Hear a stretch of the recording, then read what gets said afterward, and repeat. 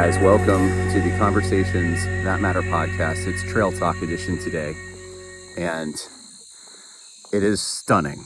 This is what September and October look like in New York and New England. Summertime temperatures during the day, but it's crisp, it's cool, especially at night. It's dry, not like that sticky summer stuff. And look at this, you already have some leaves starting to change their color just a little bit. If you ever get a chance, if you don't live in this area and you're offered, I don't know, someone invites you to come stay with them, do it. Especially in October, it's just a great time. Which reminds me, we have a men's retreat coming up, and you will definitely get to see this kind of weather.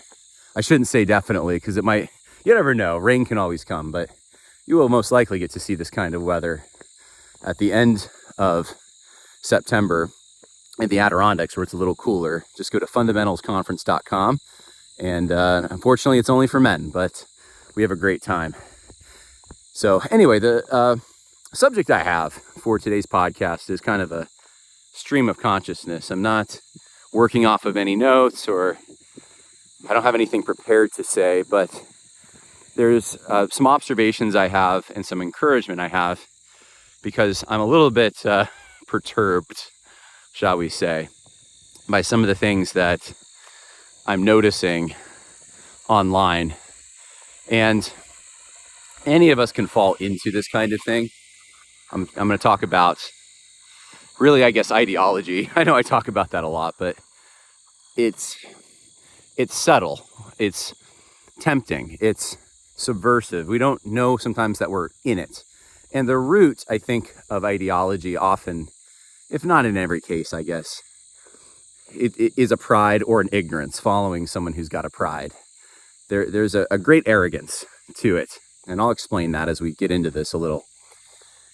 But there's a principle in Scripture that says we should not pretend to know more than we do know about something. We should not have confidence that we are sure about something when we don't have any reason for that confidence. Proverbs put it this way: whoever gives an answer before he hears, it is a folly and a shame to him. It's not just a shame because you're embarrassed when you're proven wrong. It's a shame because you're actually making out like you're an expert on something. You're treating yourself as an expert on something when you're not an expert on something. And it will hurt you, not just in the eyes of others, but in real life. It will hurt you. You will make bad decisions. You will do things that harm yourself and others because you're working off of bad information, and your arrogance is blinding you because you can't see the full picture. And maybe you have a kernel of truth. Maybe you have access and you've understood rightly some things that are true, but you don't have the full picture.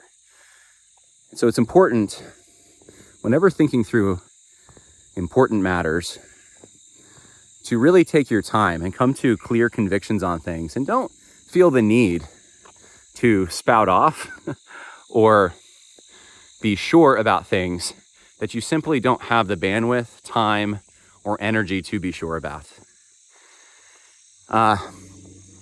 There's so many examples of this, and I understand today with social media, especially, we have what some would call, not my term, but some would call the democratization of opinion and knowledge. And this has blessings and curses. I've talked about the blessings before. You wouldn't be listening to the show if you did not have an internet connection and access to this podcast, right? And you probably found out about it on social media, or someone told you about it, YouTube, somewhere like that. Algorithms might have told you, although they haven't been favoring me in the last few years on YouTube. But you have access to the information that I'm giving you. And I think that's a good thing. And I think there's many wonderful podcasts, but there is something tempting about the internet and social media. There is a false sense we get as humans, we can get, in thinking that we have access to all knowledge. that we almost have a godlike status. We have Google, we have now ChatGPT and these other AI programs, and those things can be helpful tools, but they do not give us access to wisdom or all knowledge. There's always going to be things missing. There's always going to be people with their thumb on the scales. There's always going to be things that go beyond our bandwidth that we can't possibly understand everything about. Wisdom in the scripture is, if you think of like Proverbs, right? You'll notice this. It is learning from your experience, the experience of others, and natural revelation, what God has placed in this world. And of course, obviously, what he has said in his word clearly. So you're looking at these various things, you're tying them together, and you're coming up with patterns. You're noticing how human nature behaves under certain sets of circumstances, and you're adjusting your own behavior based on those things. Someone who is wise, when they get older, they have so many sets of experiences, whether it's things they've read or things they've lived through, or things they've watched other people go through, whether successes or trials, that they become sage-like, or at least they should. They should be more wise. It's unfortunate when you find old fools who are stuck in some ideology, or they just decided not to learn from those things, not to apply prudence, and they end up old fools that are people who are worse off than they were maybe when they were young, because they keep going down the wrong path. But if you go down the right path and you listen to Lady Wisdom, then you will be a sage. And I think you'll also demonstrate a maturity when you navigate controversial subjects, because you have a bigger view. You know that the world doesn't begin or end with you or your time on earth. You know things change, and they can change quickly. Even if it's not going your way now, you know that God has a plan, there's providence. There's a certain joy, I think, that you can exhibit. And it's not a total passivity. It's not like, well, I can't change anything, so I'm not going to be mad. It's more of, I can only change what I have the authority and ability to change. I can't go beyond that. And that's what we all want to be. We all want to shoot for that. Sadly, what I've noticed with social media is, because of its some of the blessings, like anyone can access any elite. For example, on X, like someone who's an elite who you never would have been able to talk to, there would have been so many barriers. You can go directly to them and say, hey, I want to hold you accountable for something, or I want to ask you a question. And sometimes they'll respond. Sometimes you'll get a crowd of people behind them saying, yeah, we want to know too. And it can apply pressure in ways that pressure didn't used to be applied. Because of those blessings, there's also, though, on the flip side, curses that come with that. You can be someone who doesn't know what you're talking about at all, which is a lot of people on social media. And you can be very opinionated and very sure of yourself. And if there is anything people right now want, it is to hold on to those who are sure of themselves, like a life raft. We're all drifting around. A lot of the paradigms that we thought made sense of the world don't seem to make sense of the world. We don't have categories for some of the evil and dysfunction we're seeing, and we're looking for them. And people are latching on to some very odd things, in my opinion. And I don't want to pick on too many specifics. I could probably make a podcast for 3 hours just going through what I think are ideological pitfalls that you can fall into. But I'll give you a few examples. I think reducing everything down to whether or not someone is of a certain racial makeup. And if they're of a certain racial makeup, then you know they're bad. And if they're not, then they're good. I'm not talking about proverbial truths that certain people groups seem to be characterized by this activity or this, even if it's harmful, this harmful activity. I'm saying that this is a paradigm that you use to make sense of everything in life, without exception. And you don't notice other, I just had an exchange with someone this morning that I could very clearly see. They want to blame a certain ethnic group for all the troubles of the world. And they're not very clearly seeing how other groups or other peoples have participated in the very troubles that they're complaining about. Not just participated, but engineered. But when you buy into ideology, it becomes very binary, and you take things that are more complicated, that have more moving parts, and you dismiss the things that don't fit your paradigm. And there may be a little kernel of truth somewhere, but you elevate that into the key to all knowledge. And so everything passes through these simple precepts. And everything has a tag on it, a tag that either says that it's good or it's bad. There's really no gray area, based upon answers to very simple questions. And there obviously are things that are true moral binaries. Doesn't mean that there aren't. But not everything in life fits into one or two or even three binaries. It's not like, you can look at a situation, for example, I'm just going to pick something from the news. You can't look at a situation like what's happening in Ohio right now with some town. I think it's one town, but probably more than that. I think there's a town in Ohio, a town in Georgia, but they're overrun with these Haitian immigrants. You can't look at that and say, well, I have this paradigm that says certain eschatologies are bad, right? And others are good. Mostly dispensationalism and postmillennialism are viewed almost ideologically by some people. And I'm going to blame that eschatology because I know it's bad. Well, can you find some connection of eschatology to these problems? Maybe you can try, but there's obviously other things going on. But ideology reduces everything. It flattens everything. It cartoonizes everything. And there's a lot of ideology, and it's very, very tempting for a rootless people. If you do not have a tradition to tap into that gives you a sense of the world around you and stability and a place of belonging, and I'm talking about, most importantly, your Christianity and Christian tradition, but I'm also talking about, beyond that, a healthy sense of family, a healthy sense of place and people.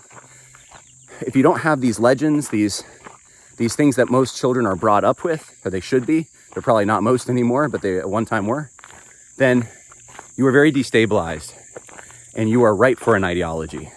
I've seen this. Someone comes to you, you can't make sense of the world, you know you've been harmed or treated poorly, and now you're in a state of shock. A lot of people were in that in 2020, right? They had to leave jobs, they had to leave places they lived in and move. There's just so many things, and then they're processing what just happened, and they don't have words or categories for it. They just know it was bad. And they do want something to blame. They do want to understand. And if someone comes to you with some kind of an ism and says, well, it's all because of this. It's all because of postmillennialists, or it's all because of dispensationalists, or it's all because of a certain ethnic group, or it's all because people, whatever. It's because they didn't, I don't know. I'm trying to think of other explanations that people use for 2020 stuff. We didn't adopt some policy years ago that we should have, and everything roots back to this one policy. There's a lot of moving parts in 2020. There was a lot of complicated things that happened. If you lived in Portland and you had to escape to Texas, there were probably a number of factors that caused the situation to be dismal where you were. And to reduce it all to one thing, or one or two things, and things that probably you shouldn't even attribute to that fully, is, I think, a symptom of ideology. You can recognize it when you know about an issue. If you've studied an issue, if you understand, if you've applied wisdom principles, and then you go out there and you watch someone making these very overly simplistic binary presentations of what they think the problem is, you recognize it very quickly. Like, okay, this person, they're trying to grapple with something, and if they move beyond just asking questions, they're just making statements. Like it's attributed, the problem is attributed to this one thing. You can tell that it's an ideological issue that they have. And on social media, I've noticed this gets increasingly arrogant. People who, it is obvious, it's so obvious, like last week with the whole, or maybe it was a week, I guess it was last week, with the whole Tucker Carlson interview with this Martyr Maid guy. It was obvious to me, like 80-90% probably of the people forming opinions about this, they haven't read enough of World War II history to even understand fully the argument that Martyr Maid was bringing. But I think what happens is with these, I said before, it's like a life raft. People are looking for those who have confidence. There are people out there who have confidence, sometimes ignorantly so, and they just want to latch on. And whether it's like a post-war consensus type of Hitler, evil as evil can be, and Winston Churchill, pure as the driven snow, and that just makes, we're going to start there without assumption before we even approach anything. And we haven't read it, but we just know that's kind of what we've inherited. If it's that, or if it's the flip side. I saw some people saying that this was somehow attributed to a fascination or an enthusiasm for the Third Reich, and you just basically flip the paradigm. Like, now Hitler's the good guy, he's pure as the driven snow, Winston Churchill's the bad guy. Like, in both cases, there was a whole lot of ideology going on, but a lot of the people commenting did not seem to understand the basic geopolitical situation. And I would just encourage people, if you don't, it's fine to say you don't know. I'm not an expert, by the way, on those things, but I had the benefit with that situation that at least I had read a lot of secondary sources on World War II. At least, I had already, I had to create my own college level World War II curriculum to teach. So I have that ready, I guess, if I ever get in a position of, I probably won't ever be in academia, but if I want to teach World War II. I mean, I'm not an expert on World War II, but I know a little bit about it. And I had read Pat Buchanan's book, so I already knew where Martyr Maid was coming from. He later on attributed some of what he said to the same narrative that Pat Buchanan was bringing. And I knew that narrative did not mean, regardless of Martyr Maid's views, I don't know where he stands on other issues or other, even World War II type things. But I knew that what he basically said on Tucker did not mean necessarily that he was some kind of Nazi enthusiast or neo-Nazi, or he didn't say Hitler was the good guy. He didn't. I knew that he didn't. That what he said did not render that conclusion. But a lot of people jump to that conclusion because of ideology. It's true. It's and that's just one situation. These situations, though, I think because of the way social media works now, their cycles are so short. It'll be a day or two or three, and then we're on to arguing about something else, and nothing is resolved. So you have people forming their opinions, but they haven't read the sources. They haven't actually tried to educate themselves on these things. They haven't learned from experience. They're going off of what someone with confidence says, and they like that personality, or it fits some kind of a very simplistic paradigm that they've adopted, and so they're going to just believe it. And one of the things I hope that I offer, this is my hope on this podcast, I hope I offer you a stimulating challenge to think through issues rationally, logically, from the Word of God by good and necessary consequence. I hope that when we talk about the facts of a situation, in most cases, I'm at least able to give you, here are some primary sources, here's some hard facts, this is what I'm working off of, this is the paradigm that I'm creating to make sense of all the available information, that kind of thing. That's what I'm hoping. That's what I'm shooting for. And if I can't sufficiently do that, then I'll definitely let you know. And I'll say, I have limits on this. And I've had to say that on a number of topics already, eschatology being one of them. I took a course in eschatology when I was in seminary, and I've read some books on this, and I've had to think through this. I've had to write position papers and all that kind of thing.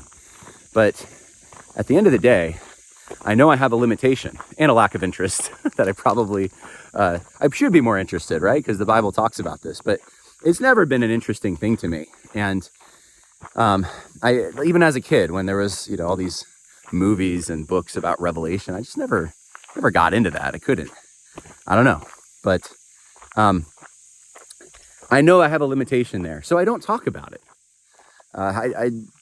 I just don't delve into those waters. Maybe someday I will. Maybe someday I'll really delve into those waters, right? And I'll give you, here's what I think, here's all the references, here's why I think this is important, but I'm not there. So when a controversy comes up about a topic like that, you're not going to find me weighing in unless I think I have something valuable to say that'll be helpful to you, that'll help you form your opinions in a wise, educated manner, like true education, not just spouting off team red or team blue, not ideology, not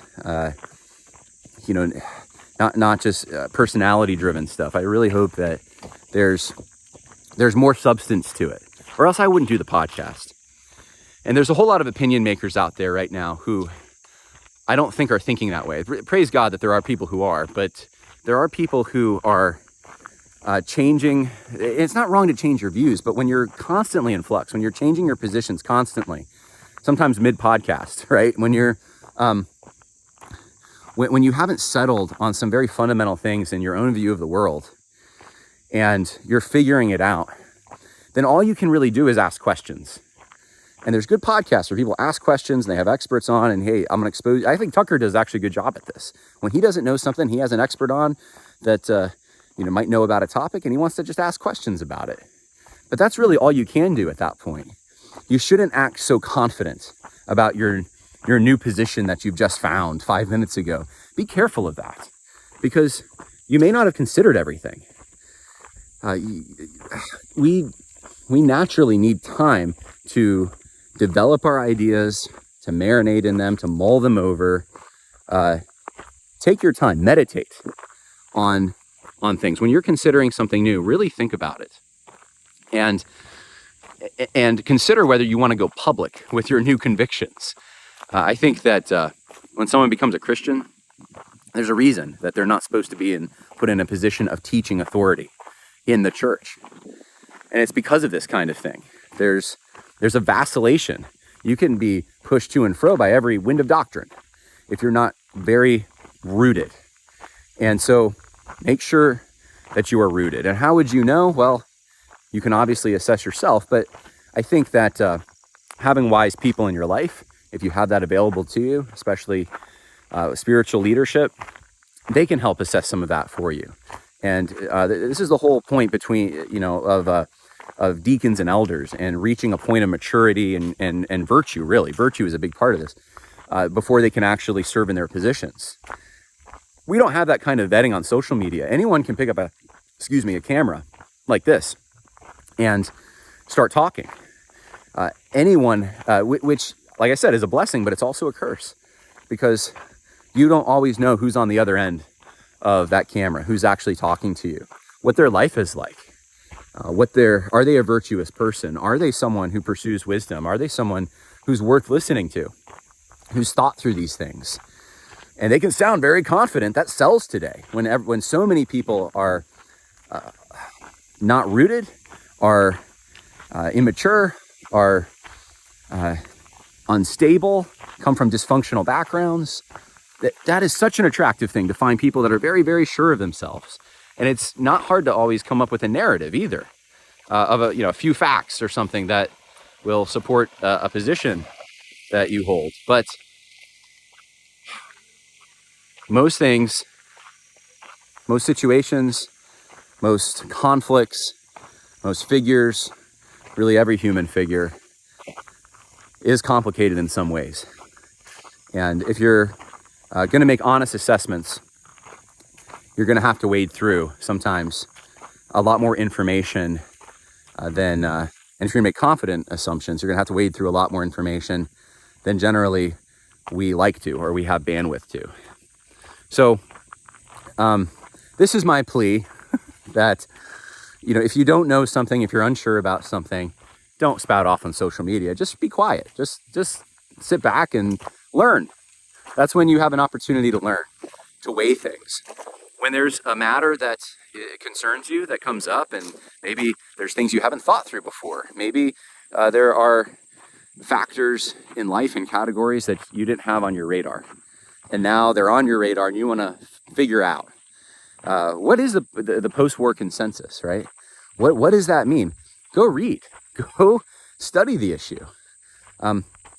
Don't just even listen to my podcast. I would encourage, if you have the bandwidth, don't just listen to this podcast. I'm going to try to bring you everything I can that I think is helpful, but there's a lot of information out there, and listen to both sides.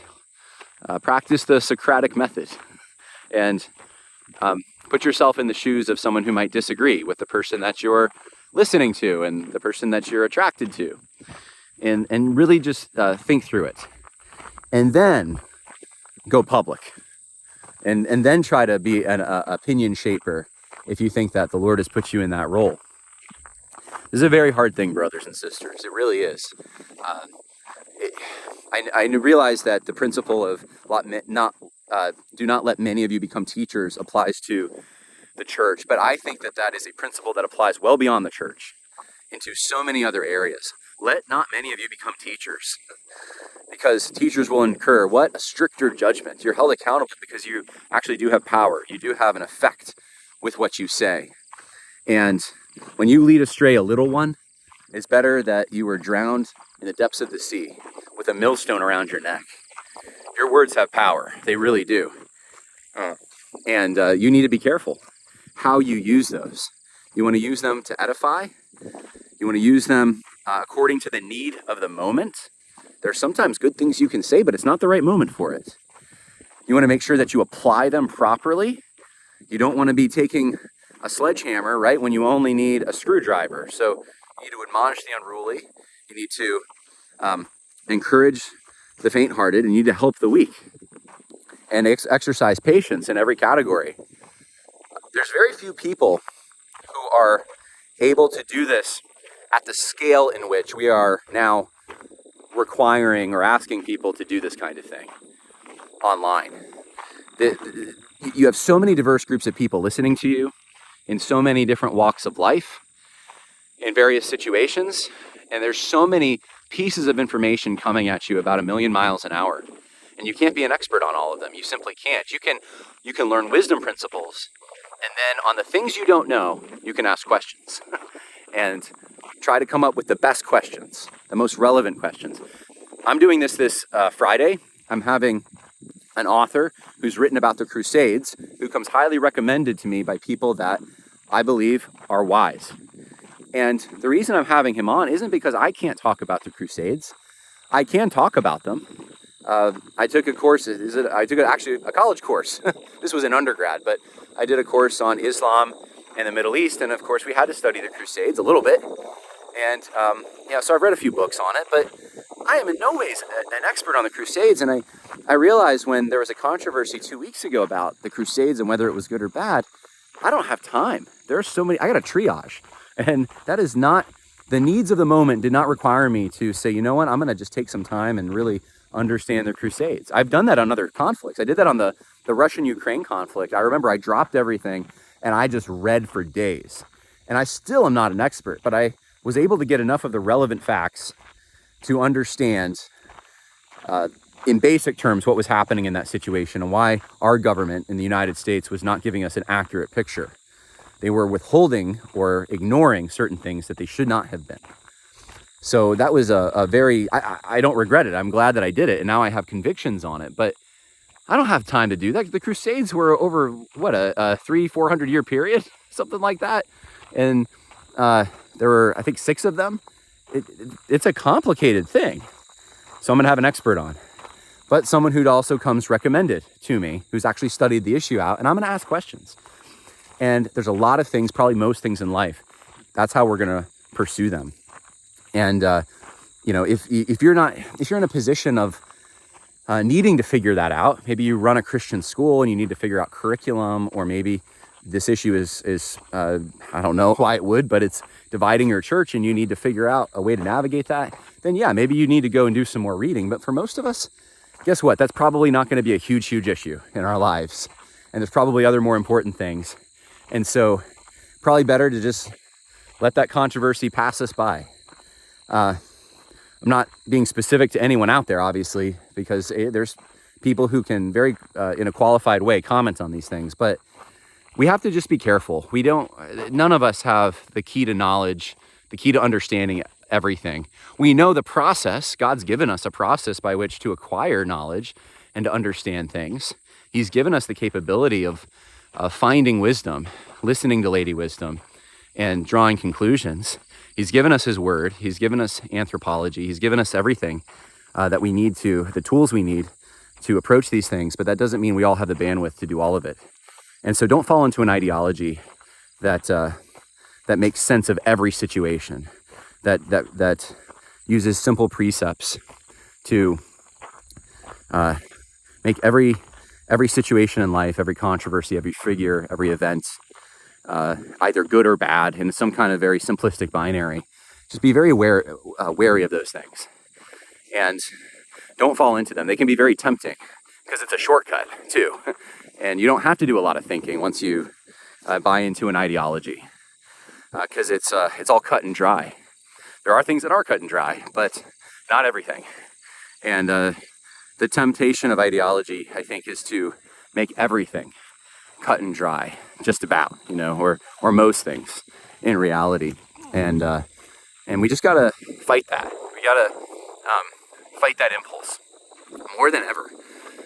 Like I said, it's a rootless people that I think tend to buy into ideology.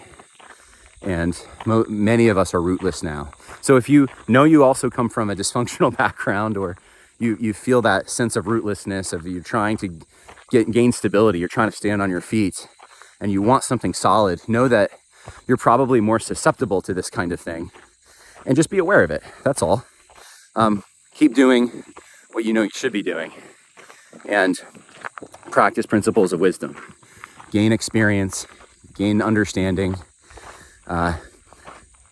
Obviously, know the Word of God well, so that you can apply the principles in there to the various situations you come across.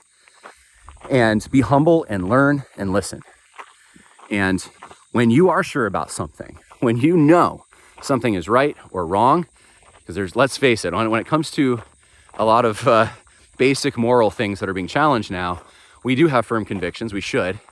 And you don't have to know a lot to know that it's wrong for a woman to say that she is a man, right? Or that it's okay to kill a baby. There's things that are very, very, there's a low bar for entry into commenting on. It's not like the complicated, 6 crusades and were they good or bad, or what did they accomplish? Like these are very basic moral things. When it comes to stuff like that, and it comes to stuff, even if it's complicated, you've gained a conviction on, and you're in a position to be an opinion shaper and to change policy, change the way someone looks, then you be confident. Be as confident as you possibly can be. And don't let go. Don't abandon your position because of popular opinion or something else. Hold to the truth.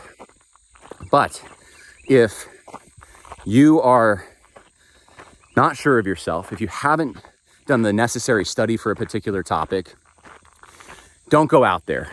Don't trot out there and try to be an expert, whether to gain you followers or, I don't know, just because you want to assert yourself, and maybe if you say it louder and more frequently, you'll feel more confident yourself, whatever it is. Just don't do it. It's not wise, and it's a folly and a shame. And you might find that you're not just hurting your own reputation, but you might actually hurt yourself and you might hurt others. So that's my admonition, depending on who you are, or my encouragement. And I hope that that was helpful in some way, maybe gave you some food for thought. All right, I'm walking up a hill here. God bless.